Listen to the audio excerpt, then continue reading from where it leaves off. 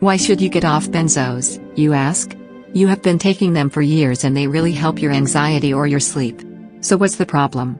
First of all, did you know that if you stop taking them, you can go into severe withdrawal symptoms and possibly die from the seizures? I remember one night during my withdrawal period, I just totally forgot to take my Valium. I was actually at a quite low dosage of 2.2 milligrams. The next morning when I woke up, my heart was beating like crazy, the joint areas in my body hurt and I felt so dizzy and heavy-headed when I awoke, that I had to lay back down. The ringing in my ears was loud and the bottom of my feet were burning. It was then I realized I had forgotten to take my Valium the night before. Immediately I took what I missed only 10 hours prior.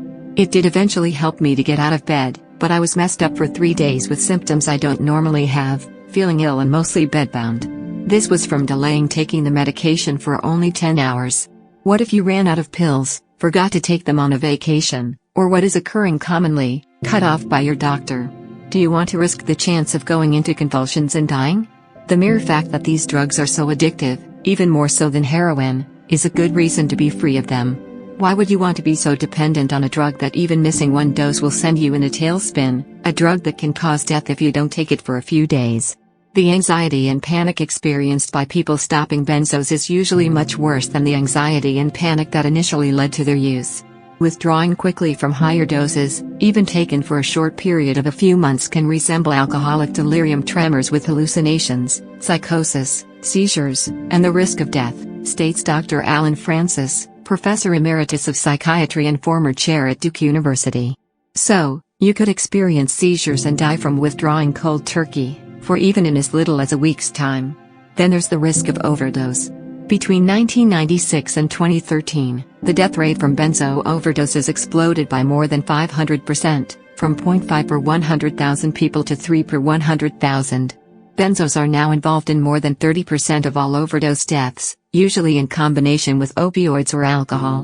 Do you want to drink too much on New Year's Eve and never wake up again?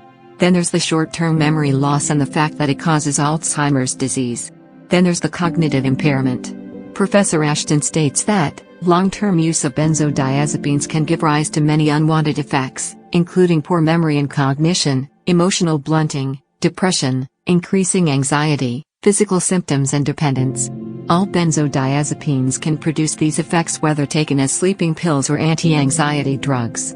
Studies have concluded that in addition to short-term memory loss, benzodiazepine use leads to the development of dementia. Worse yet, if you have been on a benzodiazepine for over 6 months, your risk further increases by 84%.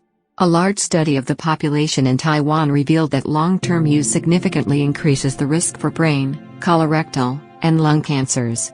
Clonazepam, Klonopin, was found to be the most dangerous, carrying a 15% higher risk for cancer than all other benzodiazepine drugs. The research also revealed that benzodiazepines exposure increased the overall cancer risk up to 21%, specifically for brain 98%, colorectal 25%, lung 10%, esophagus 59%, prostate 36%, bladder 39%, liver 18%, pancreas 41% and other cancers by 27%.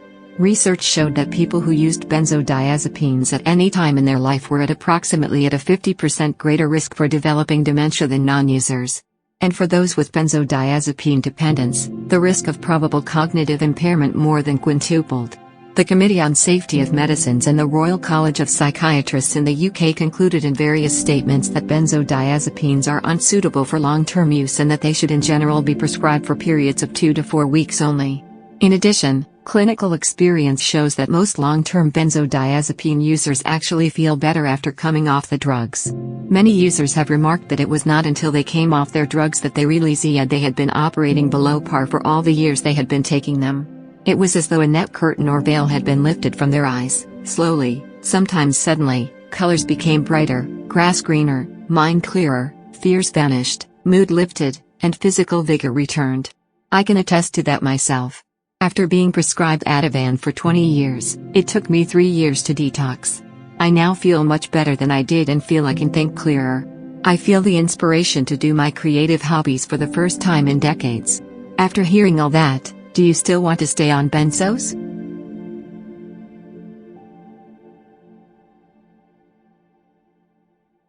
It's important that you know the correct percentage rate in which to cut your benzo dosage. But, you ask, just how long will it take me to get off my benzos? As the chart shows, it will take years to get off them, so you want a method that will take the least amount of time and has the highest degree of accuracy. In my case, I was on Benzos for 20 years, which consists of 4 5-year segments. I should have taken at least 4 years to get off. I did it in 3, so that was under schedule. But I used a lot of natural remedies to aid my withdrawal, which helped me heal faster. Slowly detoxing is very complicated, and you have to do it right. I show you how to do it the easy way. I have documented information that is well researched in a book I wrote, shown at the end of the video and in the description box below, with over 150 studies, titration charts, diet, food supplements, herbal remedies, and homeopathic solutions. The book is large, 8 by 11 inches, with 250 pages, and has charts spanning over the course of years that you can use as a workbook to document your detox, no matter which benzo you are on. You can easily look up your personal detox schedule, which will give you peace of mind in knowing that you are properly reducing your dosage by small increments. This will enable you to safely come off the drug with minimal to no side effects. That translates to no withdrawal symptoms. In the book is a comprehensive overview of the different methods of detox, along with step-by-step instructions on how to implement each strategy. This pre-made information will enable you to easily follow the detox charts without having to do complex calculations. Also, the book lists specific natural products to take to eliminate any particular withdrawal symptoms you may be having. Say you are experiencing muscle tension, then there is a natural product for that. Say you are having terrible insomnia, there are natural products to take to help that.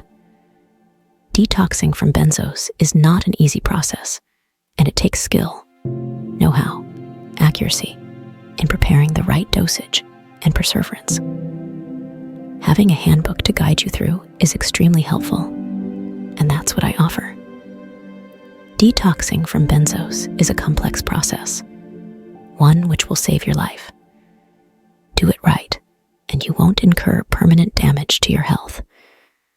Do it wrong, and you will be suffering for years to come. It will be the hardest, yet the best thing you'll ever do. And for healthcare providers, know how to treat your patients.